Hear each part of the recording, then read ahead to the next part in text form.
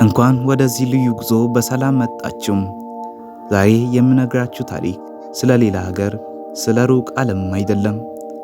ዛሬ የምናወራው በየቀኑ በምትረግጡበት መሬት፣ ሁልጊዜ ማታ ቀና ብላችሁ በምትመለከቱበት ሰማይና ጠዋት ጠዋት በምትጠጡት የቡና ሲኒ ውስጥ ስለተደበቀው አስደናቂ ሳይንስ ነው።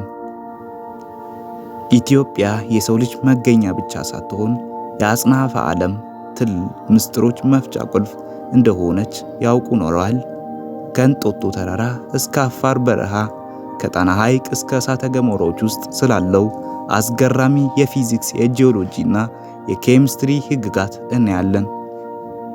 ተዘጋጁ፣ ምክንያቱም ከዚህ ቪዲዮ በኋላ ሀገራችሁን የምታዩበት እይታ ለዘላለም ይለወጣል። በረከት ደሳለኝ ነኝ። ወደ ዛሬው ፕሮግራማችን እንለፍ።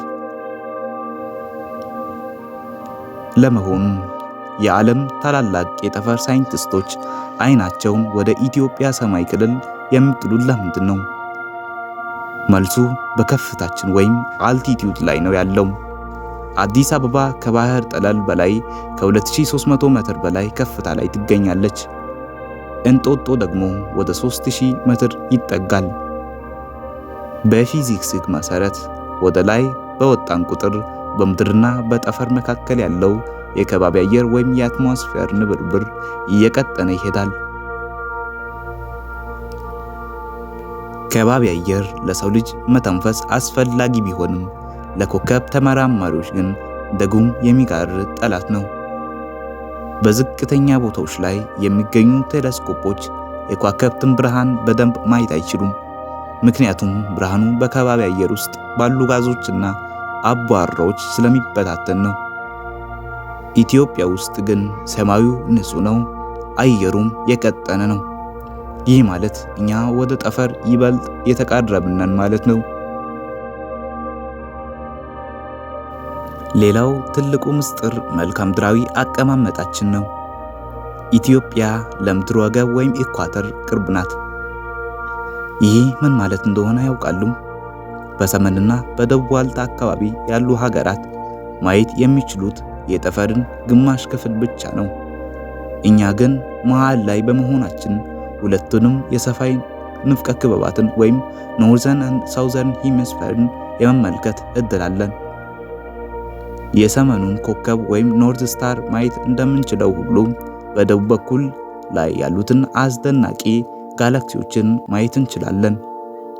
እንጦጦ ላይ የተገነባው ታላቁ ታስማኒያዊ ቴሌስኮፕ ዝም ብሎ የተመረጠ ቦታ አይደለም፣ በተፈጥሮ የተሰጠን የሳይንስ ላብራቶሪ ነው። አሁን ደግሞ ከሰማይ ወደ መሬት እንውረድ። ወደ አፈር በረሃ። አፈር ውስጥ መሬቱ የተንቀጠቀጠ ሰፋፊ ስንጥቆች እየተፈጠሩ መሆኑን ሰምታችሁ ይሆናል። ሳይንቲስቶች የአፋርን ምድር የጂኦሎጂስቶች ገነት ይሉታል። ለምን? ምክንያቱም በአሁኑ ሰዓት በዓለማችን ላይ አዲስ ውቅያኖስ ወይም ኒው ኦሽን በአይናችን እያየን የሚፈጠርበት ብቸኛው ቦታ እሱ ስለሆነ ነው። በፕሌቶኒክ ወይም ፕሌት ቴክቶኒክስ ህግ መሰረት የምድር የላይኛው ክፍል በግዙፍ አለቶች የተከፋፈለ ነው። አፋር ላይ 3 ግዙፍ የመሬት ንጣፎች ኑቢያን፣ አረቢያን እና ሶማሊ ፕሌት እርስ በርሳቸው እየተገፋፉ ይርቃሉ። መሬቱ በየዓመቱ በጥቂት ሚሊሜትሮች ይለጠጣል። ከጥቂት ሚሊዮን ዓመታት በኋላ ቀይ ባህር ወደዚህ ስንጥቅ ውስጥ በመግባት የአፍሪካ ቀንድን ከዋናው አህጉር የሚነጥቅ አዲስ ውቅያኖስ ይፈጥራል። ይህ ማለት እኛ አሁን እየኖርን ያለነው የወደፊቱ የዓለም ካርታ በሚቀየርበት ታሪካዊ ቦታ ላይ ነው። ዳሎል ላይ ያለው ከፍተኛ አሲድ፣ ጨውና የሙቀት መጠን ሳይንቲስቶች በሌሎች ፕላኔቶች ለምሳሌ ማርስ ላይ ህይወት ሊኖር ይችላል የሚለውን ጥናት የሚያጠኑበት ቦታ ነው። በዳሎል ውስጥ የሚኖሩ ኤክስትሮሞፋይልስ የሚባሉ ጥቃቅን ህዋሳት በከፍተኛ አሲድ ውስጥ የመኖር ብቃት አላቸው።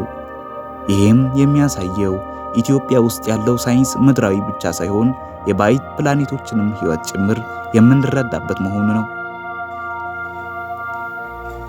እስኪ አሁን ደግሞ ትንሽ ፈታም በልና ሁላችንም ወደምንወደው የቡና ስነ ስርዓት እንሂድ።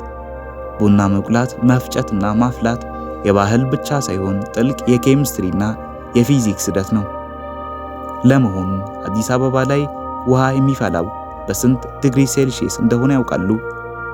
መጽሐፍ ላይ 100 ዲግሪ ተብሎ የተማርነው በባህር ጠለል ላይ ላለ ቦታ ብቻ ነው።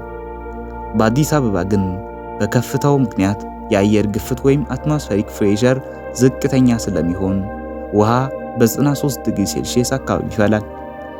ይህ ሙቀት መጠን መቀነስ ለቡና አፍቃሪያን ትልቅ በረከት ነው። ለምን ቢሉ ውሃው 100 ዲግሪ ሳይደርስ ስለሚፈላ የቡናው ፍሬ ሳያቃጥል ወይም ማቃጠል ውስጥ ያሉት ጣፋጭ ዘይቶችን ካፌይን በጥንቃቄ አውጥቶ ያዋሂደዋል። ቡና ሲቆላ ማይላርድ ሪአክሽን የተባለ የኬሚስትሪ ሕግ ይፈጠራል። በቡናው ፍሬ ውስጥ ያሉ አሚኖ አሲዶች፣ ስኳሮች በሙቀት አማካኝነት ይዋሃዱና ያንን ተወዳጅ መዓዛ ጥቁር ቀለም ይፈጥራሉ። የሀገራችን የጀበና ቡና አፈላል ሂደት ደግሞ የራሱ የሆነ የፊዚክስ የስበት ሕግ ወይም ሰርሜንቴሽን አለው። ቡናው ፈልቶ ከወረደ በኋላ ጀበናው ለጥቂት ደቂቃዎች እንዲቀመጥ ይደረጋል። በዚህ ጊዜ በስበት ኃይል ምክንያት ጥቅጥቅ ያሉ የቡና አተላዎች ወደ ታች ሲወርዱ ንጹህና ጣፋጩ ፈሳሽ ላይ ይቀራል። ይህ ንጹህ ማጣሪያ ወይም ፊልትሬሽን ነው።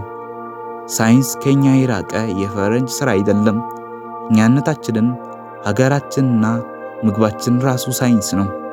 ኢትዮጵያ ያላት ተፈጥሯዊ የሳይንስ ጸጋ እጅግ ግዙፍ ነው።